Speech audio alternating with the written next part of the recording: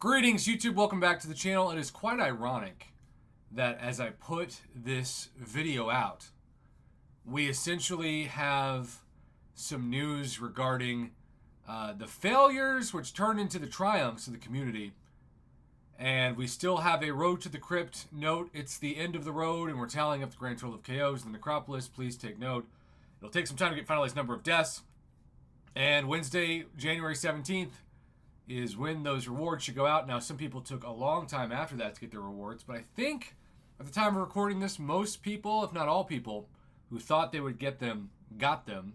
And if you missed my opening of my own rewards, it was pretty wild. But it says, anyone got a Road to the Crypt update from Licky? Now, this was all the way back in December of 2023. So, really, the big question is, what's the record of deaths in a run? Now, my man Michael Parks was my channel's self-reported number one with over 300 deaths in his one Necropolis run. But keep in mind, a lot of people don't have the blessing that I have regarding an ascended rank 5 6-star Aegon. Quite a few people could not land Aegon for the life of them in even multiple Abyss Nexus crystals, which led them to have to use their 5-star. And that is, of course, way more difficult than a max rank 6-star. And when you use a champion that has a lot less attack and health than a better and bigger rarity of that champion, you're going to use more revives, more potions, more units, more cash, etc. So, this post started in December, but boy, did it pick up heat when you keep scrolling down. Started off pretty normal. Death counter 6 million. Kabam Mike updated 7,311,857. Oh, Sarah with some pretty high impact language. Don't worry, folks. Like myself, so many low-skilled players may plan it for the last week. Low-skilled players, just average skill.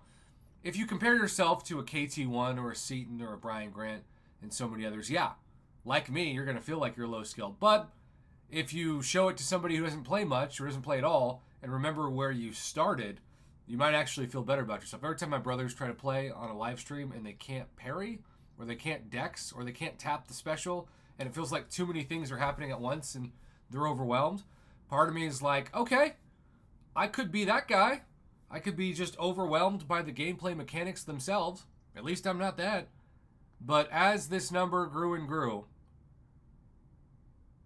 and we had an update about more Necropolis runs. Did my part, 100 more from my pitiful run the other day. Somebody was asking me, what's the average for like a normal run? I think anywhere between 100 and 120 would be my statement. A really good run is 60 to 70 or less, and really bad is anything at 200 or above. But that, of course, brings us to, well, the future of this video. So, bunch of posts from December, and then January hits, and all of a sudden, we get the number. By the way, DNA 3000 said, CCP edges out forums, but both sides apparently think we're way more horrible than we actually are. 1,433 revives is if purchased with units, 57,320 units in the United States dollars. That's 1,849 USD. Of course, that's not counting fees or taxes or currency conversion rates. I sincerely hope they farm the game to within an inch of its life. That is quite the powerful statement. 1,433 revives for a single run. Who knows? Maybe they could only use their 4-star Aegon. I don't know.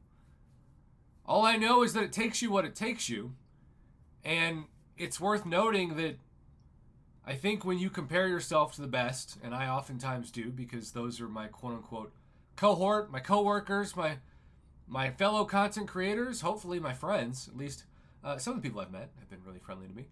At least publicly and privately. But, I think we need to give this summoner a huge hand. that really helped the count. In fact, the top 33 people helped the count. And at the same time, it's also worth noting that it's just a game. Like, I know that people sometimes will put their entire self-esteem on putting others down and lifting themselves up. But that is not, at least to me, what's going to help. By the way, I'm going to just darken this part of the screen because when we isolate it for the actual Kabam Mike comments, he said, to the person who guesses the highest total fight count for any single run, I will buy you ramen, sushi, a burger, or something in Vancouver at our next summit. Price is right rules, closest without going over. Kabam Jack said, am I allowed to guess? And then he said, all right, and the winner of the free dinner, though they have to come all the way to Vancouver to claim it, is Paul R. 2011 with their guess of 1,401.